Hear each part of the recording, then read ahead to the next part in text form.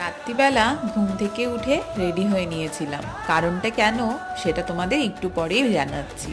3:10 বাজে, এখন just ready হয়ে বেরোলাম আমরা সবাই মিলে।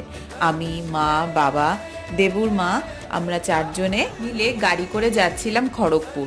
তার কারণ দেবুর আজকে হলো ফাইনাল প্যারেড। এই সুন্দর মুহূর্তটার সাক্ষী হতে চেয়েছিলাম আমরা সকলেই, তাই জন্যই এই পরিকল্পনা। বাড়ি থেকে কোলাঘাট আসতে আমাদের 1.5 ঘন্টা সময় লেগেছে। তো এখানে এসে আমরা একটুখানি চা খেয়ে আবার রওনা দিয়েছিলাম খড়গপুরের উদ্দেশ্যে। তো আমরা মোটামুটি 7টার মধ্যে খড়গপুর পৌঁছে গেছি।